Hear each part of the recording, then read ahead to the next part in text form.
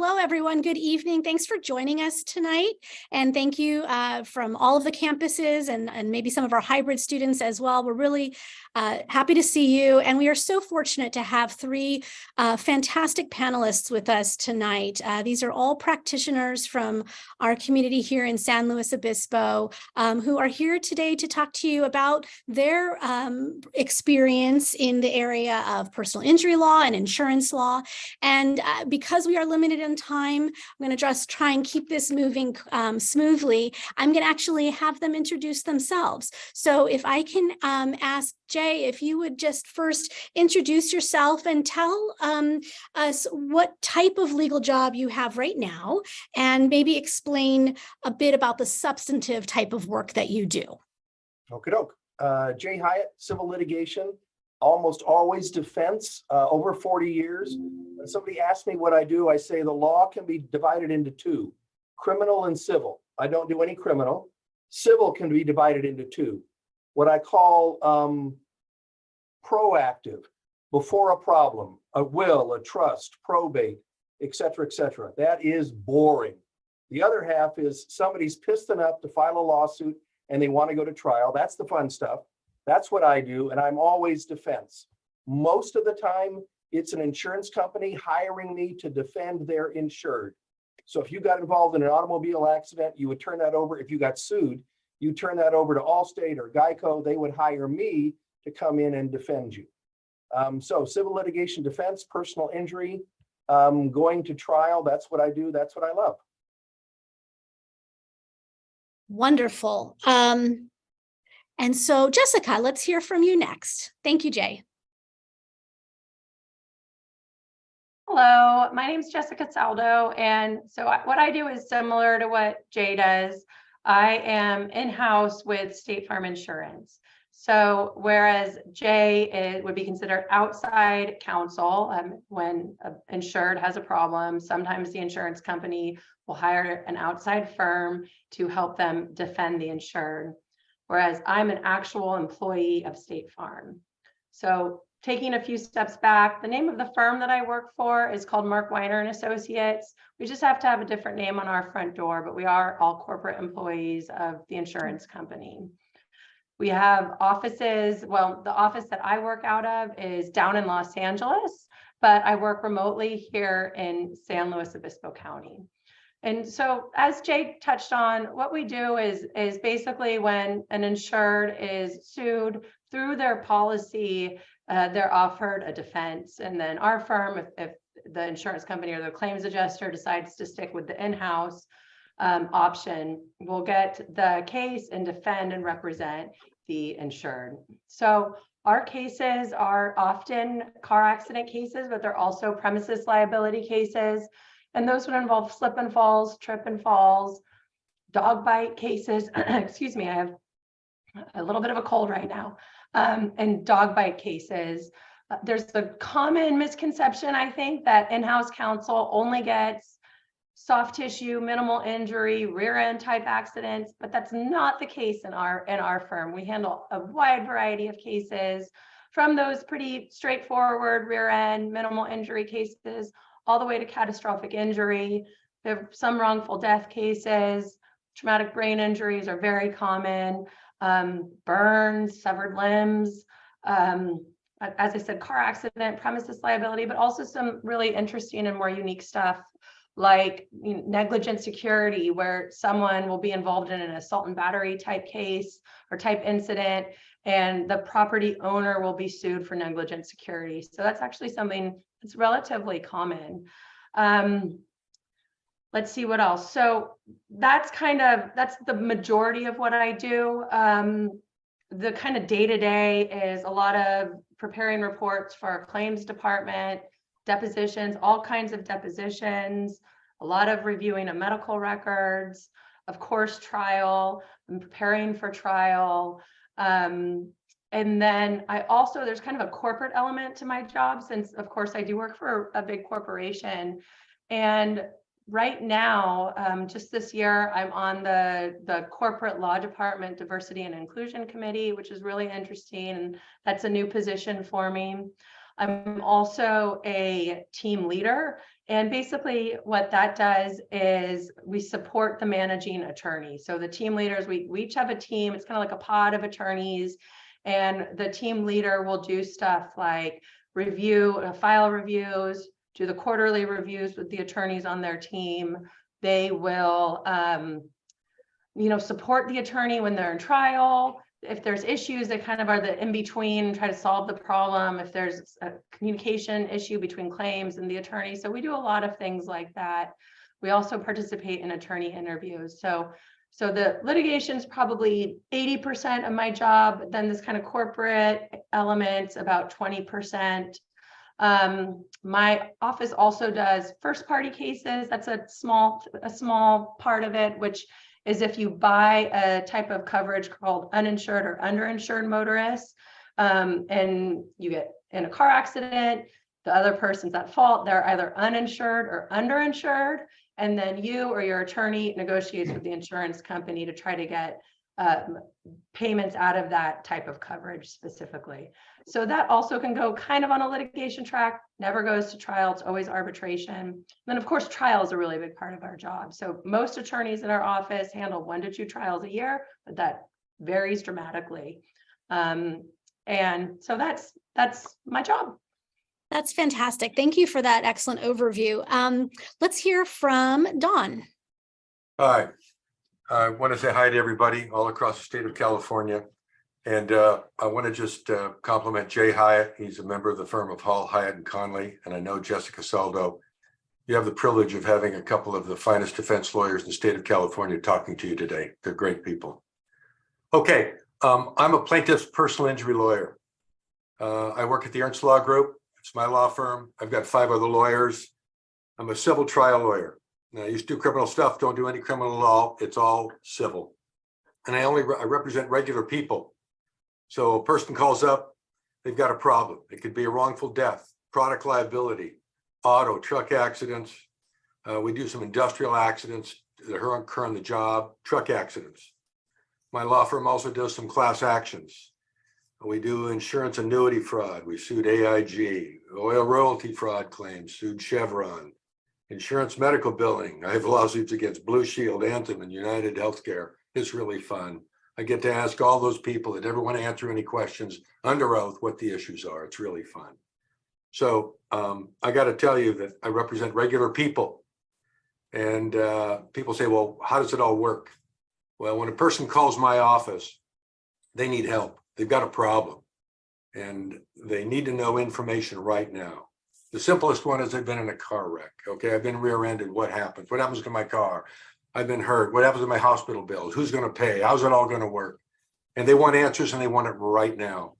And so I've got great staff. They answer most of those questions. We set up an interview as quickly as we possibly can. What you need to know as a law student is California is a fault state. If you want to win a lawsuit, somebody else has to be at fault. And if you have an auto insurance, and we're just going to take a simple case, auto insurance, you call up your claims person right away. They'll give you to Jessica if you're State Farm. If they're AIG, who knows? They give you to Jay Hieatt, they will pay for your lawyer. But what you need to know is a couple of things. From a plaintiff standpoint, you need to prove your case. And what we do all the time is gather information. And a personal injury case, and this is something that all of you need to know, because you're going to have friends that are going to be involved in a car wreck. How do you value that case? How do you value it? There's 3 things: your medical bills, past and future; wage loss, past and future; pain and suffering, the loss of enjoyment of life. You combine all those together, they get the value of a case. Okay, that's what you do. And Jessica and Jay and I, we may have a difference of opinion as to how all that works. I see Jessica smiling. It's all true. Yeah, Jay too. Yeah. So anyway, that's all preliminary stuff. And you answer 2 minutes. Okay. So you do interrogatories. You go through depositions. You do all sorts of paperwork. You got summary judgment motions. You got pleadings. You got demurs. You got all that stuff. All that stuff is what happens before trial. All that stuff is what you have people that work for you for. You want to get into a courtroom, you want to answer questions, you want to get a verdict. And all cases are valued on what would a jury do? What would a jury do? Get 12 people, some conservative, some more liberal. What would a jury do? And that's how you value a case. You need to know a couple more things. Most plaintiffs' lawyers, like myself, are a contingency fee lawyer. We don't work on an hourly basis. We take a piece of the action if we win. But the risks are huge. If you lose all the money you invested in a case and you lose your time. Losing stings, believe me, it stings. And it's not uncommon for a personal injury case, whether it's auto accident or anything else, you'll invest $50,000 to $100,000 in expert fees before you get to a courtroom. And Jessica's going, yeah, that could be a little rich, but it's true. One more minute. I'm going to leave you with one thing in 1 minute. For all of you, for auto, you need to check what's called the declarations page of your auto policy. When you buy an auto policy, you buy 6 different kinds of insurance. One, liability, what the state makes you get. If you hit somebody, you got 1530. It's going to go to 2550 here shortly. In fact, I think it did. Then it's going to go 50, 100, 100, 300, 300, or 250 to 500 per person per accident. If you hit one person, most of them gets 250. If it's 250, 500. If it's more than 2 people, you got to divide the 500 if it's all worth that much money. The second one is collision. Banks make you get that, fix your car. You have a couple cocktails, you hit a tree. Nah, your collision will take care of that. The third thing is UM, uninsured motorist. You want to make sure that that's equal to your liability. Fourth is MedPay. That comes after your auto insurance or your other insurance. One more thing, there's going to be a couple other policies, but there's 6 different kinds. When you settle a PI case, that's just the beginning of it. You have to negotiate with the healthcare providers for all the money that they paid. We represent regular people, plaintiffs work. It's hard to do. If you want to win, you got to go get it. That's all. Thank you, Don. This has all been so interesting. I hope you're all enjoying this, and we're just getting started.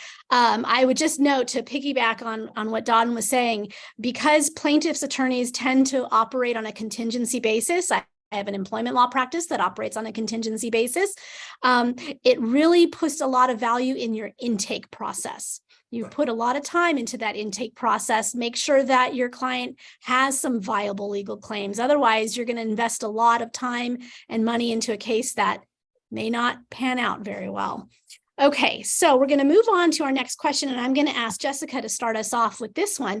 And this question is, if you could just briefly summarize what your pathway was, your personal experience, your pathway from law school to practice.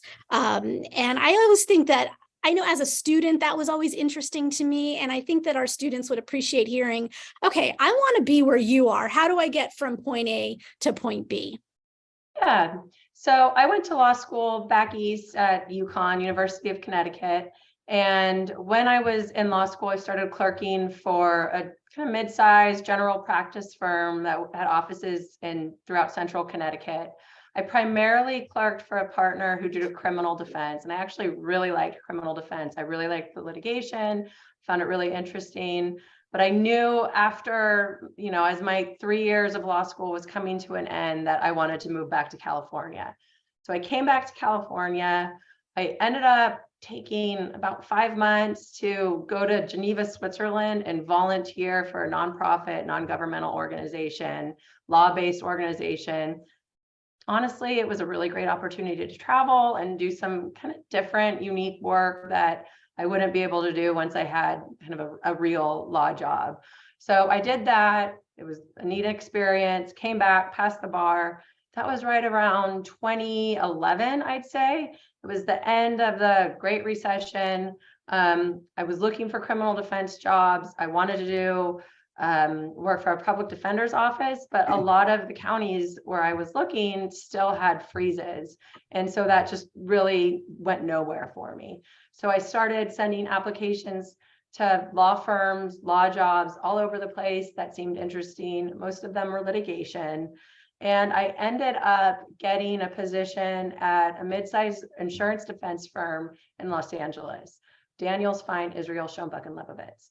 And I want to add that between undergrad and law school, I worked at my dad's State Farm insurance agency for about 3 years. So I think I was a appealing candidate to insurance defense firms. That's where my interviews were, and then where I ultimately landed a job. The partner I worked for down in Los Angeles, he was a great trial. He is still a great trial lawyer. I learned a lot. he kind of had a niche market.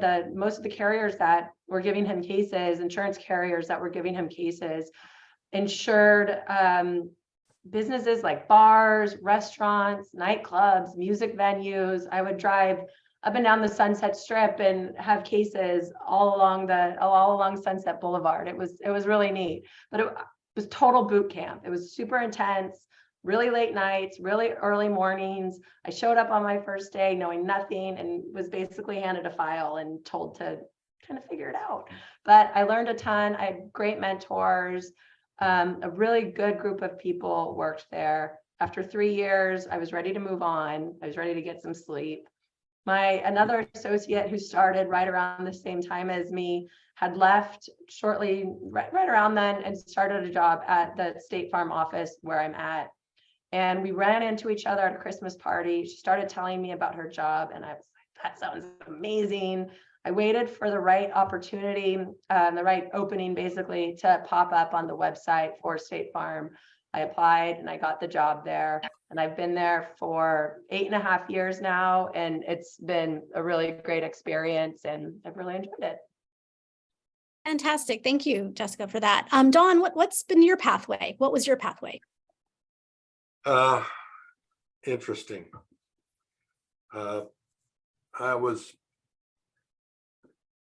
When I was in law school, I didn't have 2 nickels to rub together. I saved up enough money to get through my first semester of law school without working. And I just wanted to get my feet on the ground so that I could get through the law school deal. I went to University of San Diego, but I needed a job the second semester because if I didn't have a job, I was out of money. So I went and began work for California Title Company as a property title searcher. And I did that, and I realized that I didn't really want to do that. And the next year was my second year, and I was the first time that you could actually get a law clerk job. So I got a law clerk job, and I started working for just different law firms doing law in motion stuff, just whatever it was. And then I came across a criminal law firm, and at that time, motions to exclude evidence were really coming into form. And I was asked to draft some of those, and the more I did, the more I did that. And then I got hired by a law firm doing law work, that as a law clerk, and I did motions to exclude evidence. I did that primarily exclusively. And when I got out of law school, I needed to pass the bar right away because I couldn't afford to continue working as I was doing. And when I passed the bar, they hired me as a criminal lawyer, and I worked as a criminal lawyer for 6 months or so. San Diego passed some rules that you couldn't take felony appointments unless you had 4 years experience. And so I'm from San Luis Obispo County, and I came up and applied to both law firms that were bidding on the public defender contract, Jessica. And they both told me that they would hire me, whoever got the contract. So I had a deal. And just so that everybody knows, this is back in the day, I was paid the princely sum of $1,400 a month to handle a municipal court in Paso Robles and do a bunch of juveniles. But that was my court. So whatever appointed case came to that court, I did. And I tried everything. Got very familiar with the courtroom. And I had my office at 1043 Pacific Street, where Jay used to be, and with Hoag Fenton Jones and Appel. And I just rented a corner office, and it was me and one secretary, and that was it. After that, my future partner came in and said, "You're a crazy man. You like to try cases. You might be able to try a case and make some money if you're a PI lawyer." And I go, "I've had a couple of PI cases, but didn't really know that much about it." He had a way that we could get some cases. I did criminal law. I funded the law firm for 2 or 3 years. Ernst and Madison started, and we were partners for 30 years. We started out with just me as one lawyer, and then it was Ray, and then we had associates, and now there are 6 of us. And since that time, from point A to point B, I'm gonna give you the tips of the day. They go like this. There's no shortcut. The law is a jealous mistress. You better work hard. You better work hard, because if you don't work hard, you got a problem. What your clients want you to do is to fight for them, however it is. you be courteous, you be nice, you follow all the rules, you're professional, but you go the distance for them. And you need to do what needs to be done, which is you need to work hard. You get to know your files. And if you work hard and you represent your clients and you put your heart into it, you'll succeed. And for all the law students that are out there, I heard it when I was in law school. There's too many lawyers, there's not enough jobs, you can't do anything. There's always room for a good lawyer. There's always room for a good lawyer. And so what has happened in my career is you work hard. You work harder than the next person. And I see that there's a lot of women in this. By the way, when I started, there weren't very many. And I'm proud to tell you that the Consumer Attorneys of California, I started the women's section. And I'm proud to say it. I can just tell you that you guys have a great future. There's no reason why you can't do anything and everything that everybody else does. And don't you let anybody hold you back. So having said that, I can just tell you that I believe in trying cases. I believe in the jury system. It's what we do. We go the distance. We're the real deal. And I can just tell you, if you want to succeed, you can succeed. Point A to point B, hard work. Yeah. Thank you, Don. My husband, who we practiced together for many years, he's now a judge. He had a mentor who used to talk about getting down and dirty in the law, and you just have to work hard and get into the nitty gritty of it. Let's hear from Jay. Thanks, Don. When I graduated from law school, my significant other, soon to be my wife, still had 2 more years to go at Cal Poly. I was finishing law school at Loyola in Los Angeles. So I thought, well, I'll come up and get my feet wet in San Luis Obispo while she finishes her degree at Cal Poly, which was a second degree for her. And I started by knocking on the DA's door. I wanted to do work for the DA's office. And at that time, they weren't hiring anybody at first level. They were actually taking people that were from Southern California or Northern California in a DA2 position, willing to take a pay cut to come down here and work in this environment. So there was no chance of them hiring a newbie when they could hire somebody with experience for the same amount of money. So what I did, and I would encourage you to do, is I looked up everybody in the area where I wanted to practice that went to Loyola Law School. So you can look up your family of law students in your network of who's already out there doing it. And I went and knocked on everybody's door. I went and knocked on Don's partner's door, because Ray Madison went to Loyola Law School. And he said, we're just starting our firm. We have no spot for you. And I knocked on everybody's door and they all said no.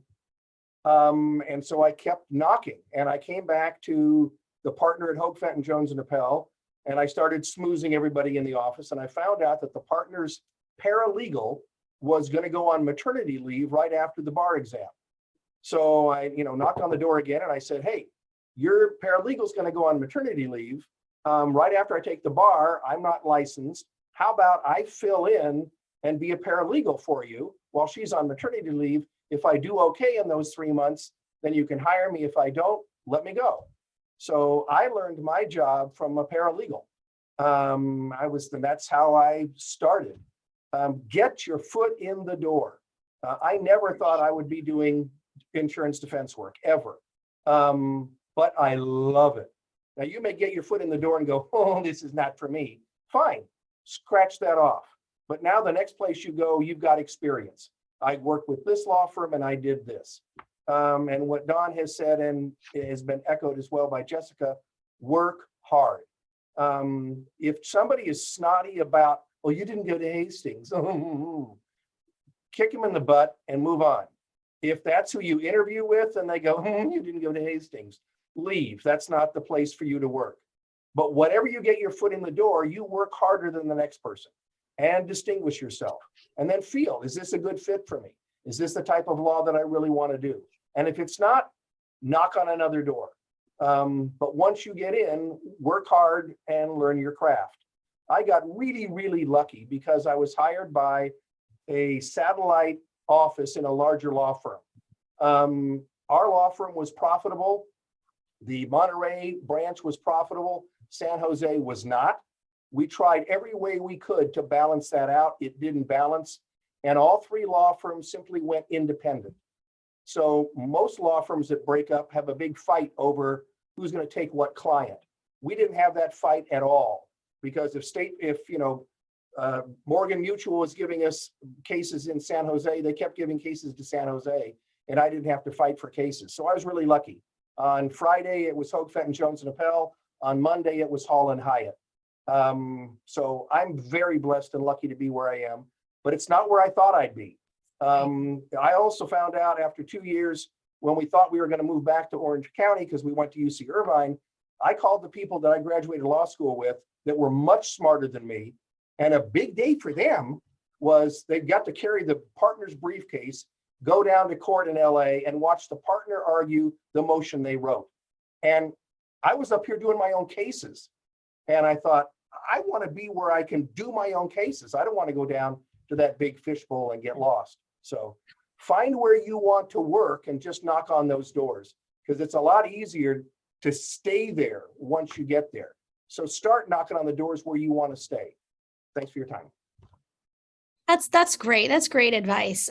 Get in the door, work harder than everyone else. You can't go wrong with that. And I also, just to echo what Jay said, figuring out what you don't want to do is just as important as figuring out what you do want to do. So go in, have that experience, and then if it's not the right fit, move on to the next adventure.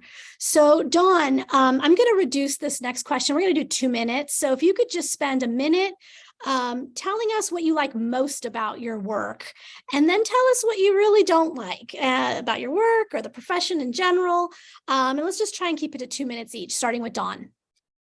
I represent real people with real problems, and I help them and I change their lives, and they are forever grateful. I keep a folder of the thank you notes that I get, and it's remarkable because I have helped so many people over the years. It is gratifying. It's more gratifying than actually being paid. It is the best thing that I do. And I can tell you, that's what I like the most. I practice law with my son. He's one of the lawyers in the firm. I've tried cases with him. There's nothing better than doing that. I've enjoyed that more than you could possibly imagine. And that is the value. The thing I hate in my business are lawyers on the other side that are unprofessional, rude, derogatory, and they have adopted what has become the political thing of the day, which is to attack the other side. I hate that. I hate that what's profession has become to a certain extent. And what you try and do is you try and just mollify that. But as Jay will attest, and I know this for a fact, you always start off being nice, and you want to stay that way. You try and be above the fray as best you can. And what I like best about it, without any question, is I hate to lose too. I don't like to lose. I want to reiterate what Jay said, by the way, in my 2 minutes, and that is this: get your foot in the door. If you can work as a paralegal, do it. If you can work as a clerk part-time, do it. I know that most of you are working full-time jobs and so forth, and it's more difficult, but I can just tell you that anything that you can do to rub elbows with an area of law that you want to practice is what you want to do. That's all. Excellent. Thank you. Jessica, why don't you go next? Yeah, so I agree with everything that Dawn said. That's essentially, other than working with my son because he's 18 months old, that's most of the things that I enjoy as well.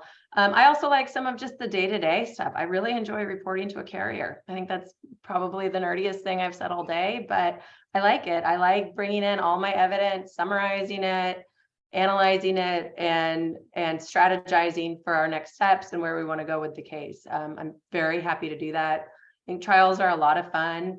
I'd be lying if I didn't say that the month or so, a couple of weeks before a trial are incredibly stressful. The actual trial itself is incredibly stressful and not enjoyable, but the feeling you get afterwards, win, lose, or draw, it's so satisfactory. You really feel like you've accomplished something. And of course, it's better if you win. Then in terms of what I don't like, I completely agree with Dawn.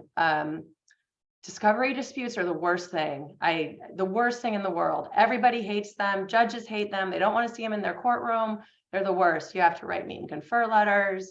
And really, they're important. I understand that they have a place, but at the end of the day, I've never gotten the smoking gun evidence I was hoping to get after going through the whole meet and confer process. And I'm very uncomfortable with contentious interactions. I practiced law in LA for a long time. Since I've moved up here, our firm is still in LA, but I work remotely up here in San Luis Obispo. It's a breath of fresh air. The attorneys here, Santa Barbara, some of these smaller venues are a delight to work with for the most part. Thank you, Jessica. And there definitely is value in practicing in this smaller community, both for the congeniality that Jessica referenced and also what Dawn referenced in terms of, getting an opportunity to get right into a case and do things that it'd be years before you would do at a larger firm in another location. Jay, let's hear from you about oh, stop. This is my alarm. I'm not listening to me. Okay. Cancel. Let's hear from you, Jay. Sorry about that. That's okay. Don doesn't have a monopoly on representing people. I represent people. I get hired by an insurance company to do that, but I'm taking somebody that's been sued. They don't think they did anything wrong. They're scared to death. They don't know anything about the legal system. It's extremely gratifying to be able to help them through that process. Like Don, I'm competitive. I want to win. And trial is the most fun thing you can do if you're competitive and you like the opportunity and the challenge of persuading. Because what's fun for me is it's like playing chess. If you came and watched a chessboard and somebody's halfway through a match and you looked at that chessboard, there may be 5 different ways you can play that board. And that's the same thing that Don and I and Jessica encounter when we go to trial. We all have the same information. What are we going to put on the table first? What are we going to put on the table second? What do we not put on the table at all because it might distract from the jury? So I love the challenge and the strategy of going to trial and walking my client through that. What I hate is the business of law, billing, timesheets. Luckily, I have a business manager and my partner that takes care of all that crap, the hiring, the firing, watching the budget. Well, I get to do law. I get to go to trial. That's what I like to do. Jessica's thrilled about motion work.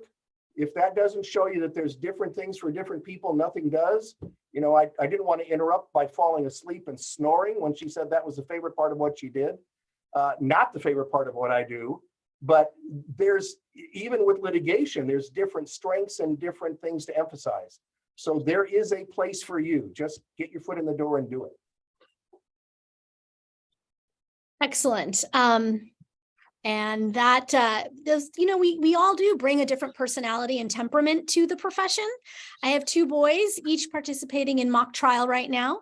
One is absolutely a trial attorney. The other one is absolutely a motion attorney, and I can't see them doing the other. So it's just how we're wired. Okay, so our last question before we take questions from our audience is if each of you could go back in time and speak to your law school self. So go back and talk to yourself as a law student. Do you have any advice or words of encouragement that you might share with your younger self? Because these might be words that you might share with these fine young students as well. So Dawn, you want to start?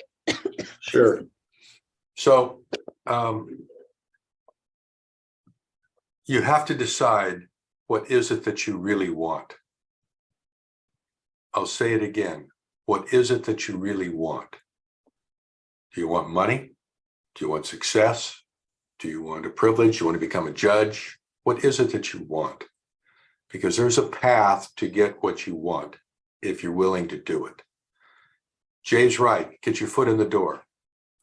My advice to you is if you are single and you haven't decided where you're going to live, pick a place that you wish to live. Go there, and that's where you decide you're going to practice law. If you're working and you're tied down with a mortgage, kids, family, job, whatever, you may not be able to have that freedom, but in that area where you are is the contacts that you have or are the contacts that you have, stick with it. The second thing is evaluate yourself. What are your skills? What are you good at? What do you like to do? And then don't be afraid to follow your dream, because let me tell you, hard work will get you there. But the advice I can give you is figure out where you want to live, go there, practice law there, figure out what your strengths are. Everybody's not cut out to be a trial lawyer, and for sure, everybody's not cut out to be a plaintiff's lawyer. I wake up in the middle of the night going, did I do it right at 3 o'clock in the morning? Did I make that filing? Did I got a statute of limitations running? Have I blown a statute?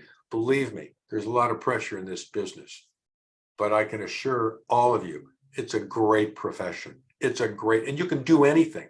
You can work for the government. You can work for the school district. You can work all sorts of different places with a law degree. You don't necessarily have to practice law. Figure out what it is you want and then go get it. That's my advice. That's wonderful advice. Follow your dreams. Jessica, what do you think? Yeah, so as I said earlier, I'm on the hiring committee for our firm. And so I just wanted to go over a few points. I hope this is okay, of things I wish I had known as a law student for interviewing and resumes. And I'm going to do it quick because I know we don't have a lot of time. First off, I know this is always said, but it's true. Keep your resume short and to the point. Whoever's reviewing them doesn't want to have to read a lot. You only have a few minutes. You're skimming for highlights. You're skimming for the important things. Let your personality show during interviews, especially a lot of them are done over Zoom now. It's okay to smile. It's okay to laugh. If they are in person and you're sitting waiting to be brought back into the interview room and there's a receptionist there, and if it's natural, chat with the receptionist. There's a chance that every partner in that entire firm talks more to the receptionist than anybody else. So if you can be friendly with that person, get to know that person, that can help a lot. Check job postings constantly. So right now, I think there's a lot of I can't say that. I don't think there's quite the shortage of jobs as there was at one point, but who knows if that's going to change. And I think if you can check the job posting and then submit your resume, submit your packet of information right as soon as that job posting comes up, then yours is going to be one of the first resumes that the hiring team or partner looks at when they're reviewing resumes. And I think that's going to lead to an early interview. And I think that just puts you automatically at the top of the list. Have your stuff ready to go and send it off right away. Those are 3 points that I think are really important. Just in terms of the general practice of law, litigation lives and dies by deadlines. Try not to procrastinate. Work ahead, get comfortable with that, have a good calendaring system. That'll be essential to litigation. And then kind of this is similar to what Dawn said, but I think that everybody has a path to where they want to go within this profession.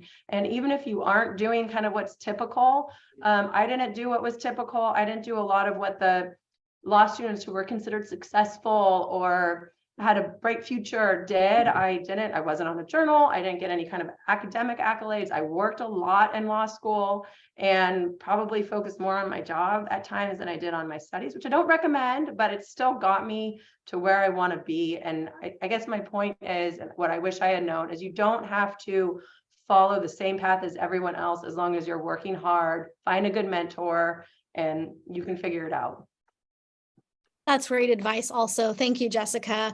I'll never forget when I was in law school, they used to bring in all these big firms to interview. It was on-campus interview week. And I remember people pointing out, everyone was just stressed out. They were nervous, they were anxious. And then people would say, why are you so happy? Why do you have a smile on your face? And I would let them know, I'm not doing on-campus interviewing. I was paving my own path. I knew I wanted to do public interest work at a nonprofit, and I was happier because of it. And I did that for the first decade of my career, and I wouldn't give it up for a second. So great advice. Jay, what do you say? If I'm talking to my younger self in law school, your work ethic in law school will be the foundation for your work ethic as an attorney. So when you think it's too hard or you don't want to push through, pretend you're in that law firm competing with another associate and work hard and work through it. we were encouraged to have study groups in law school. And I was with a study group of about 5 other people. It was great. I was the one they looked to. Is Jay here yet? What does Jay have on his outline? And then the grades came out for the first year. And guess what? None of those assholes in that group wanted to be in study group with me anymore. So my advice to my younger self is screw them, work hard, keep your head down. If you get a bad grade in family law, woo, it's not the end of the world. I don't do family law. I got divorced. That's as close as I get to family law. But don't worry about the grade or the school. It's you. Focus on your work effort. Focus on your work ethic. Use that as a foundation for what you're going to do when you get into real practice. But one grade here is not going to kill you. It's not going to keep you from getting a job. There's going to be disappointments when you get a career. There's going to be disappointments with your cases. You know, when Don loses a case or I lose a case and we're both competitive, that hurts. It hurts him financially. It hurts him emotionally. He invests in his clients. You're going to have those hurts in the real world. So when that happens in law school, understand, okay, this is toughening me up for what it's going to be like when I'm an attorney, because it's not all going to be roses. There's going to be disappointments and there's going to be valleys, and you need to work your way out of them. But have faith in yourself. Don't be guided by the grade you got. Don't be guided what the other students think of you. Have faith in yourself and work hard. I love that advice also. That's great advice. You know, just focus on you. You got to have a little bit of those blinders on. That doesn't mean that you can't be connected and engaged with your fellow classmates, but it's your path, it's your trajectory that matters in your career.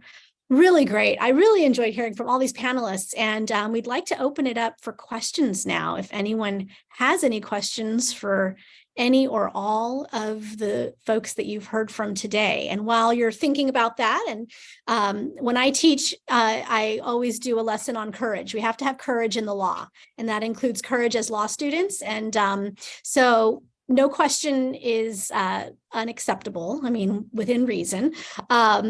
But you're learning, right? So we understand that. So please ask your questions if you have any. And in the meantime, I will just thank all of our panelists for their time. That was just so insightful. And they're here to answer questions for you.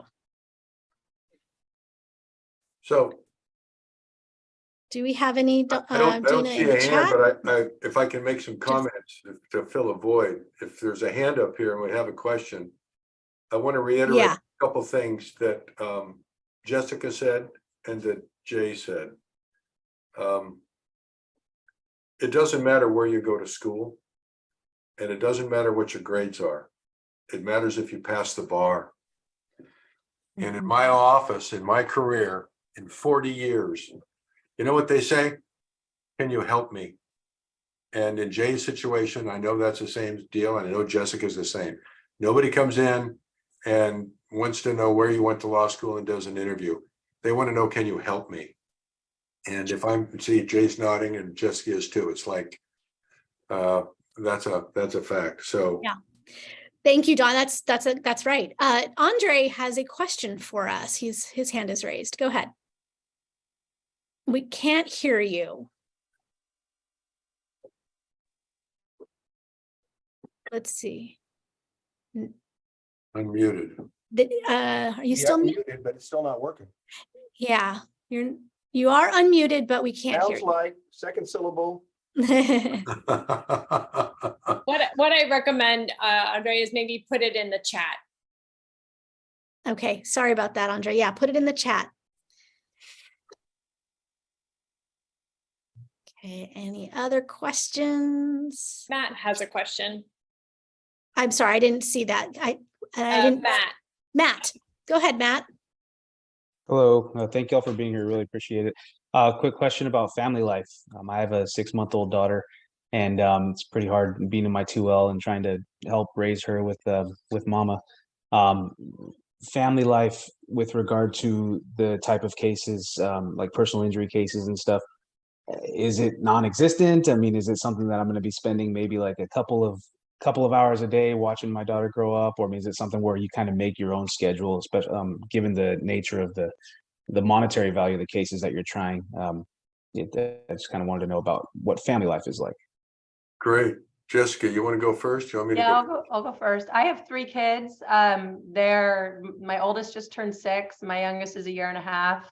I've had them all while I was practicing law. I took maternity leave with all of them. You just figure it out. There's ebbs and flows. There's weeks where I'm very available. My husband's also an attorney, so we just figure it out. And I think for me, where I'm at with this job that I have currently, I have an excellent work-life balance. So I think you just have to find it and talk to the firm about work-life balance and I don't have billable hours, but a lot of firms do have billable hours, and what the billable expectation is important. Jay? I'm in a firm that is concerned about billable hours. So if I was in LA, bonuses would be based on, did you make your number of billable hours that year? And even though we have billable hours in my firm, trying to promote a work-life balance is important to us. So we'll tell our associates, it would be nice if you had this number of hours, but if that means you go home at 2 o'clock to watch the soccer game, great. Then when you put them to bed, do your work from 8 to 11. So you can find a balance. It's a matter of juggling. And if you have a partner to help with that, wonderful. If you don't, you'll still make it. No matter what job you had, you're going to have to work for a work-life balance. So, but it's good to ask about that when you're interviewing. Mm-hmm. Great. Dawn, do you want to add to that? Yeah, I have 2 kids. They're both grown. They've both been launched. It's all good. They both have incredible work ethics, and I think they got it from me. And I think one of the problems, and my wife as well, but after the second child was born, she stayed home, and we were fortunate enough to be able to do that. But I can tell you that I look back, I tried to compartmentalize my life as much as I could. I always tried to be home for dinner, and I would be with the kids, but I stayed up. I went to put the kids to bed. I worked, and oftentimes I got up at work at 5 o'clock in the morning. Yeah. So the answer is, Matt, it's very painful. And for me, as a plaintiff's lawyer, there were many years I was out of balance, and that's a fact. And you can't do what I do. At least I didn't think I could without being that. I've tried to put more balance in my life. I'm still struggling with it. That's a great question, Matt. And I actually intend to facilitate another program at some point just on this question of parenting and the law, because I think there's a lot of discussion to be had there. The question from Andre was whether or not he's studying in Kern County. Does it make sense to stay and work in Kern County? And also, is there such a thing as agriculture personal injury? So I'm thinking the question is personal injury in the agricultural industry. Is that a specialization? And let's just have Dawn answer this in a real short time. Okay. So we can get to the other questions. Yeah. The question is, Andre, there's personal injury in every county that you ever wanted to live in. The question is, do you want to stay there? Do you want to live there? If you do and your family's there, have at it. Mm-hmm. With regard to agricultural personal injury, yes, there is, but it's usually a crop issue, and it's very specialized, and it tends to be expensive. There's spraying issues. I've seen sprays go to the grapes, and there's some personal injury there. And there's some injuries on the farms, and it's third-party stuff, and it's more complicated. I'm not sure you could get to an agricultural contingency fee arrangement, but if you're in the ag business and you're a cowboy and you've got a lot of connections, you'll get some business. So the answer is, it's possible. That's all I can tell you. It's possible. I've had a couple. That's great. Regardless, you're going to need a solid background in personal injury, period, right? And well, you're going to need a solid background in litigation. And by the way, just so everybody knows, as you come out of law school, everybody says, well, can I do this? And the answer is, you need to hook up with somebody that's been around the block once or twice. You get run over by a steamroller. Yeah. And then see Nick- Jessica's nodding her head, Jay's nodding his head, it's a Yeah. fact. So if you Right. got a good case, don't be afraid to give away part of the fee, go get somebody else. And I'm not hustling cases here, but it's just a fact. You want to take care of your client. You put your client number one. What's the best thing for your client? You put your client number one, you'll always be ahead of the game. That's right, Don. Thank you. Nick, what's your question? Hey, can you guys all hear me? Yep. Yes.